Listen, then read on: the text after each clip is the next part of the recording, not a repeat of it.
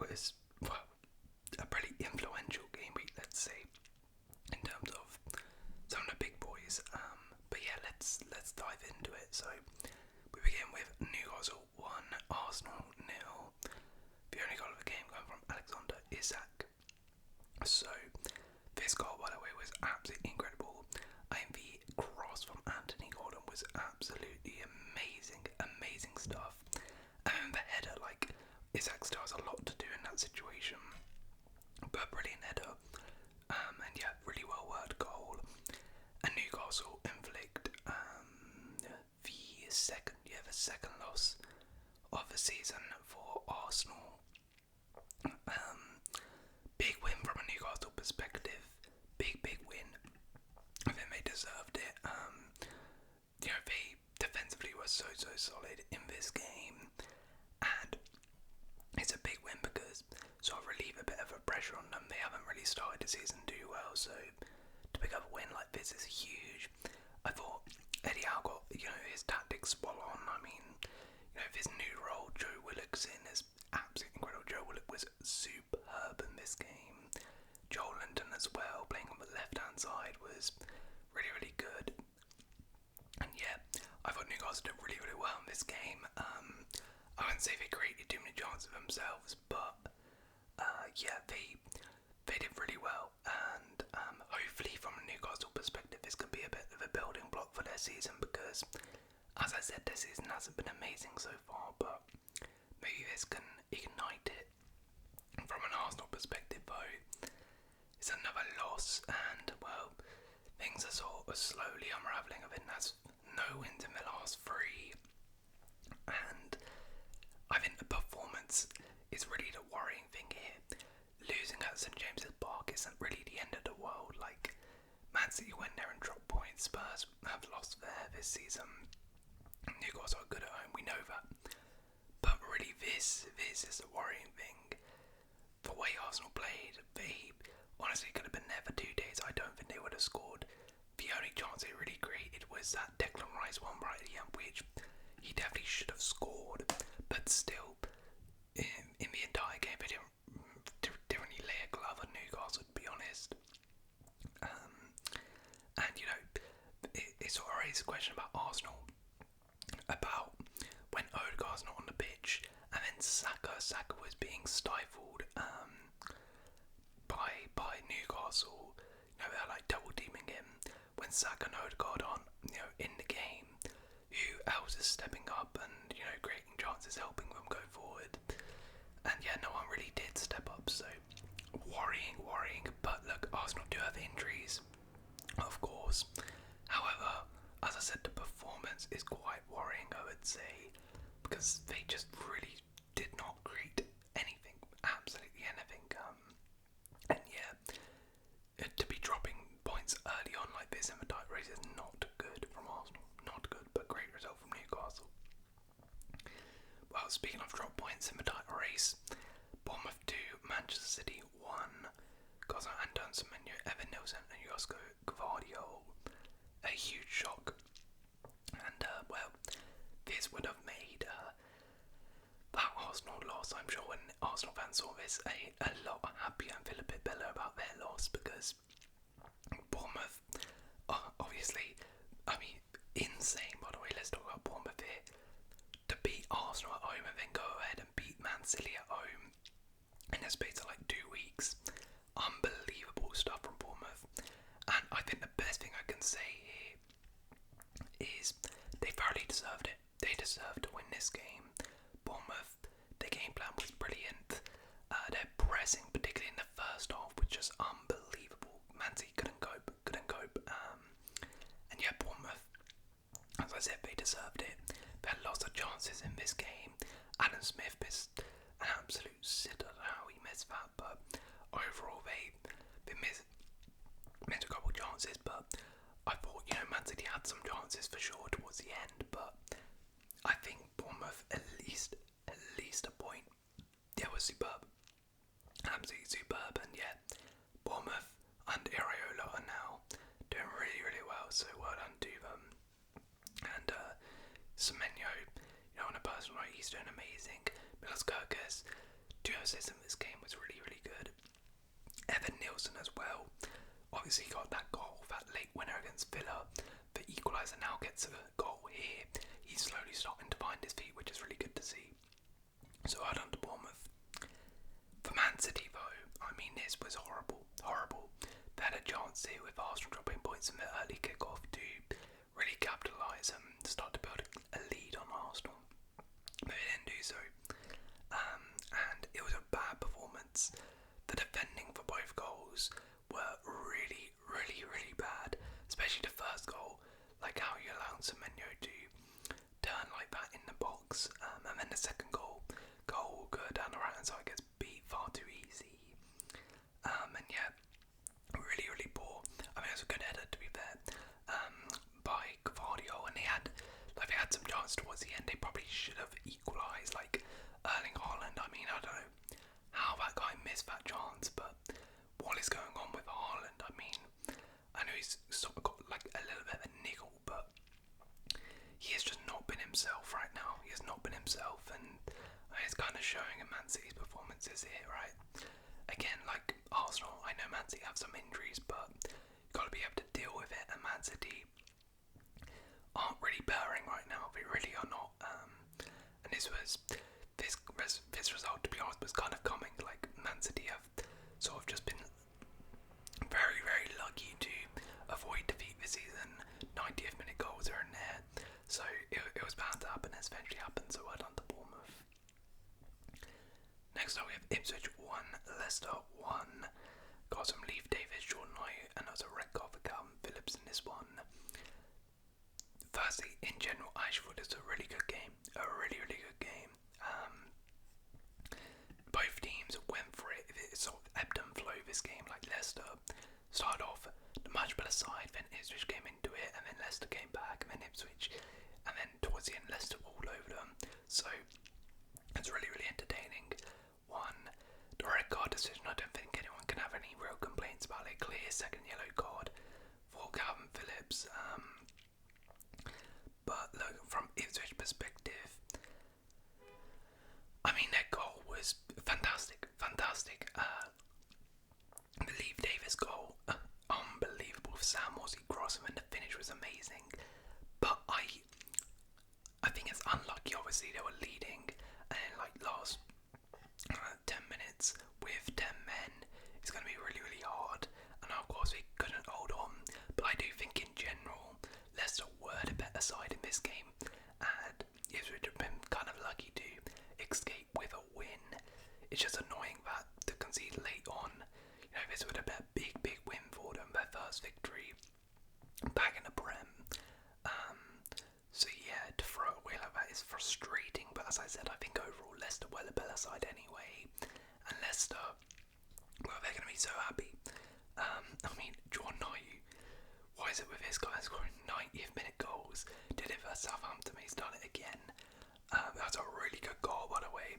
Great link-up play, great finish, also fantastic work from Samare down that left-hand side, sort of driving forward was absolutely superb with that one. As I said earlier, I think Leicester completely deserved at least a point from this game, so kind of justice is kind of weird. This was probably one of Leicester's best performances of the season, yet they didn't come out, they like just about scraped through and got a point, whereas like in other games, like where they've won, I think they've been absolutely dominated compared to this, so actually quite an encouraging performance from Leicester, and I'll be glad they got a point from this one. Next up we have Liverpool 2, Brighton 1. Got some Cody Gakpo, Mohamed Salah and Ferdi Kadiolaju. So there was a bit of a moment here where Brighton went 1-0 up, and obviously Man City were also 1-0 down, and you know, it was pretty crazy. I was thinking, oh my days, are Liverpool, Man City and Arsenal all going to lose on the same day? That would be pretty mad. But of course Liverpool came back within 2 minutes actually, but Brighton made them work for it. The first half, I thought Brighton were all over Liverpool, all over them. Like Liverpool were shocking, absolutely shocking in that first half. Brighton all over them, and I felt like Liverpool were just giving the ball away too cheaply, far too easy, especially in their own half. Like when Brighton were pressing, they just completely gave it away. because it was too poor. Lack of intensity. Brighton were just playing through them so easily in that first half. But then credit to Slot and Liverpool, because things changed in the second half. They were much better, much more intensity in the second half. Mo Salah with an absolute beauty of a goal. I mean, it's sort of like a classic Salah finish now. And yeah, he's unbelievable, isn't he? Keller also made, shout out to him, some big saves when it was 1-0. Canade went off injured at half time. I thought that, was going to affect them, but fair play to Joe Gomez. He came on, it was actually really good. But yeah, Liverpool found a way to win. Adjusted after a poor first half, but that's really all you want. And it's a big win because obviously Brighton are a good side, so big victory for Liverpool. As for a Brighton perspective, I mean, really, you had your chance in the first half. You had to punish them. You had to punish them. I think Rota had like a one-on-one, didn't take it. Welbeck came close. Like, you had your best chances in the first half, and all of a sudden, Gakpo scores that goal, and at Anfield things are just going to change. And yeah, to be honest, you can't do much about that Salah goal. So yeah, Brighton would be frustrated about that one, but I mean, look, going to Anfield, you're not really expecting to get anything anyway, so they gave a good account of themselves. Next up we have Forest 3, West Ham and 0. Goals from Chris Wood, Callum Hudson-Odoi, Ola Aina. Red card in this game for Edson Alvarez. Nottingham Forest, I mean, another victory, and that takes them into the top 4. They are in third place. It's unbelievable.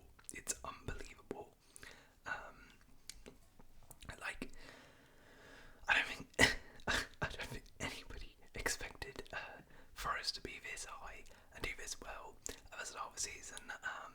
But like, another convincing victory, and they thoroughly deserved it. Absolutely dominate West Ham from start to finish. Even before the red card, like, they were controlling the game completely. I mean, Chris Wood is just scoring again. Amazing. Hudson-Odoi again. Ola Aina with a fantastic goal. Another clean sheet as well. Their defence has been superb. Absolutely superb. And yeah, a kind of routine victory, which is crazy. Forest really could be some contenders here for European football. Let's see if they can maintain this, but the signs are that things are looking good. I don't see no reason why, because another controlled performance. They're doing fantastic defensively, and they're also doing really good going forward. So yeah, well done to Forest. Another really good victory. West Ham, though, I mean, it's the complete opposite, isn't it? They're an absolute mess. They're an absolute shambles right now, and also I think there is some big pressure on Julian Lopetegui now, or at least there should be, because that was horrible. I mean, look at that. 2 shots on target, 4 shots the whole game, and of course they got a red card. And by the way, Edson Alvarez, what are you doing? Why are you sliding it in when you've got a yellow card like that? Of course, that changed the game, but before that, they were getting dominated anyway. Like, I'll be real, if they had 11 men, they're not winning that game. They're gonna get, it's probably still 1-2, 3-0. Like, West Ham were rubbish, absolute rubbish. And given the investment they made in the summer, and West Ham fans, I think a lot of them are starting to lose patience, and rightfully so, with Lopetegui, because that was a really bad performance by them, and I think he really needs to start winning a couple games now. Otherwise there could be big pressure on him, because they have been really bad. Next up, Southampton 1, Everton 0. Goal from Adam Armstrong. Southampton pick up their first victory back in the Premier League, and do you know what? It was coming. This one was coming. It was coming. I think Southampton have been slowly getting better and better. Against Arsenal, pretty good. Against Leicester, for the first half, were amazing and then collapsed. Their last game against Man City, really good. Very unlucky not to get anything. And then here we go. They finally got their victory in the end against Everton. A good performance from them. I mean, like, to be guess that sort of evens out, right? Because Southampton, a lot of their games have been the better side and been undone. So I guess Southampton hit Everton with something Southampton hit him with a lot. But like that sequence was actually amazing because Beto hits a bar, he has to score that, and then all of a sudden Southampton counter Adam Armstrong scores. Fantastic, and huge for Russell Martin as well because he's had a lot of pressure on him. Without that victory, but as I said, I think Southampton are improving. Getting that first win is a huge confidence booster for them, and yeah, maybe this is something they can try and build upon. But massive victory for them. As for Everton, I mean, they really only have themselves to blame here because they missed so many chances in this game. So many chances. Look at 16 shots and only 5 on target. Beto, as I said, he had to score that where he hit the crossbar, but like Michael Keane had a good chance.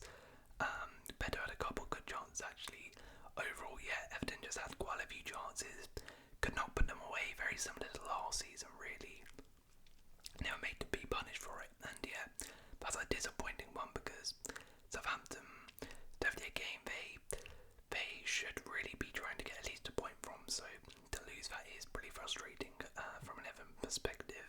There was a contentious decision though. Bednarek could have potentially been sent off for like a foul on like the last man, but he was not sent off. I thought it was a sort of 50-50 because it's one of those where Beto is away and Bednarek's take him out, but there is a defender coming. Now I don't know if a defender actually would have got that, but like it was a clear foul by Bednarek to take him out. So it's one of those where I think if VAR gives it, if the ref gives a red, VAR aren't overturning, but he gave a yellow so he didn't intervene. But yeah, I can see why Everton fans would be a little bit frustrated with that. Next up we have Wolves 2, Crystal Palace 2, Gosson, Jorgensen, Larson, Joao Gomez, Trevor Chalobah and Mark Gay. An absolute banger at Molineux, absolute banger. Yeah, 4 goals in this one, and I mean it ebbed and flowed. The second half was crazy. Now from a Wolves perspective, still no win. And I mean, I don't know how they're going to feel about this because I mean they kind of chucked it away because both the goals they conceded were from set pieces, and if you're a Wolves fan, you're going to be so angry about that. Like, come on. And you took the lead. I mean, you conceded to a set piece. Like, it's so frustrating, isn't it? But then on the other hand, like in open play, they were absolutely cooked from Crystal Palace. Like Crystal Palace should have scored plenty in this game in open play. So Wolves, I guess, from some extent, were kind of lucky to get at least a point from this. And also at the end, I think it was Mateta scored, but it was ruled out because like for a foul on Jose Sarr, which I do think was a correct decision, just about. Because Jose Sarr did get 2 hands on that ball, but he is very, very lucky, and Wolves are very lucky that that was ruled out. In that situation, I thought Matthias Cunha, though, was absolutely incredible. Matthias Cunha was involved in everything good for Wolves in this game. He created so many chances from deep. I was involved in both the goals as well. Yeah, Matthias Cunha is just a different level, and he's been amazing so far this season. But yeah, Wolves, as I said, a bit of a weird feeling. I don't know how Wolves fans are feeling about that one. And I think Palace fans are going to be frustrated because they, as I said, they had chance after chance and could not score. And when they were 1-0 up, they had some really good chances to make it 2-0. I think if they go 2-0 up, it's game over. But they didn't put them away. And yeah, they were made to punish because they were also really open on the counter-attack too. Like, for both goals, just counter-attacks cut them open far too easily. But yeah, look, ended as a draw, an entertaining one. But I think Wolves will be the happier of the two that they got the point. Next up we have Spurs 4, Astonn Villa 1, goals from Brennan Johnson, Dominic Solanke, James Maddison and Morgan Rogers. Yeah, a bit of a shock here. Actually quite a big shock. I don't think anybody expected Spurs to beat Villa this badly 4-1. And say like Spurs under Ange have sort of got Unai Emery's number, because I remember last year Spurs going to Villa Park and beating them pretty heavily too. I think it was like 3-0 or something. So maybe it's that, but this game was quite weird, kind of similar to Wolves Palace one, because actually at half time it was 1-0 Villa, and I mean like Villa didn't really deserve it, like, but Spurs, like, it was kind of typical Spurs this season where going into the break, like, Spurs had some good chances, couldn't put them away, controlling the game, and then get sucker punched by poor defending from a set piece. And they go in at half time and you're like, oh, you know, I've seen this script before, Spurs going to lose, and then all of a sudden Spurs just absolutely cook Villa in that second half and put the chance away. Dominic Solanke with a brace, and Maddison also with a free kick too, which is very nice.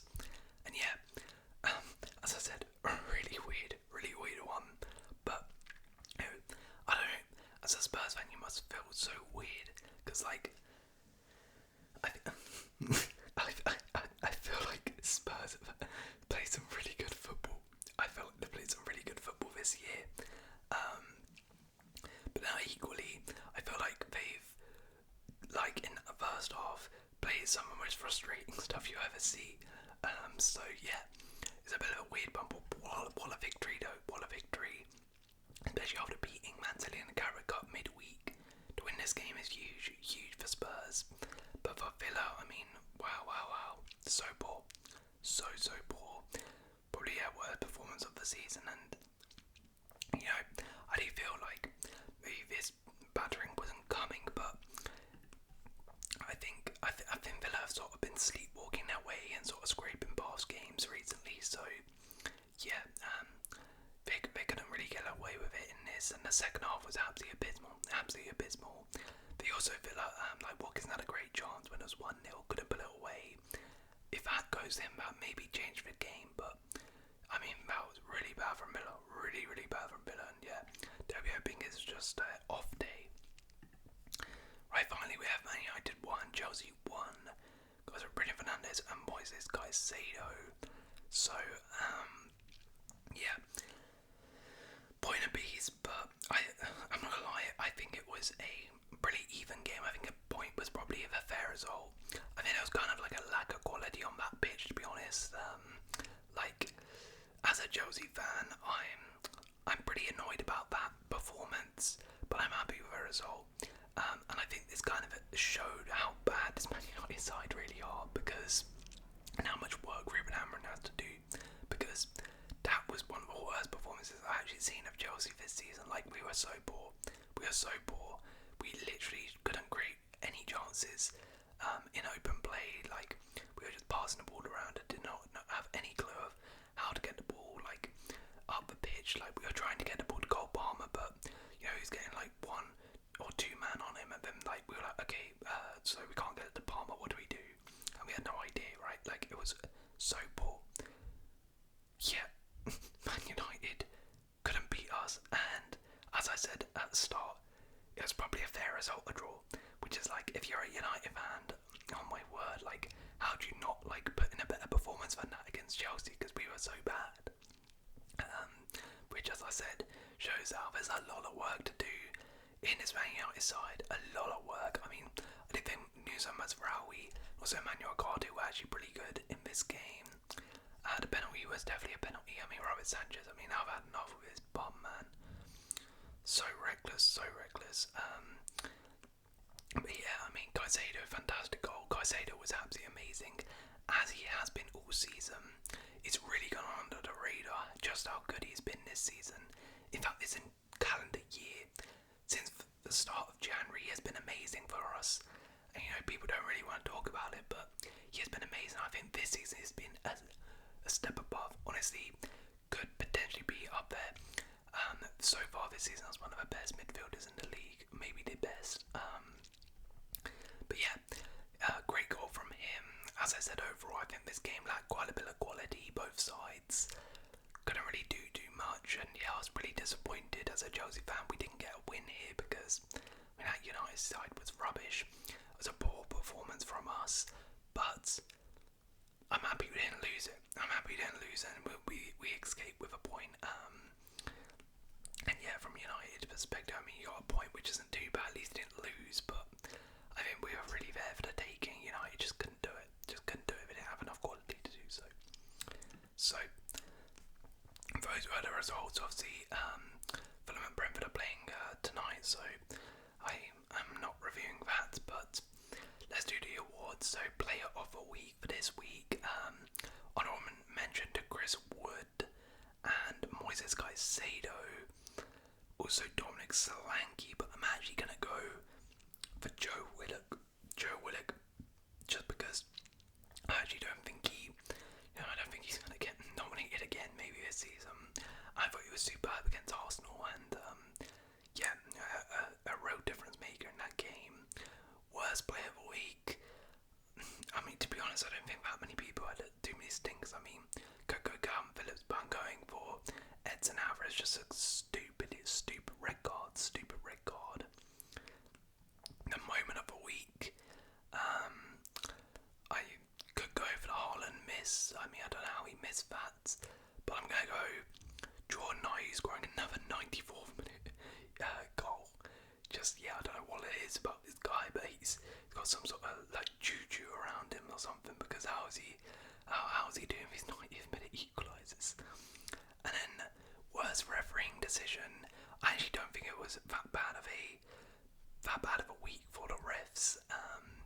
Maybe the Bednarek one, but I think it was a pretty solid week for the refs in general. But those are my thoughts on the games of the weekend. Let me know your thoughts in the comments below. If you have enjoyed, please leave a like, consider subscribing. I'll see you in another video. Peace.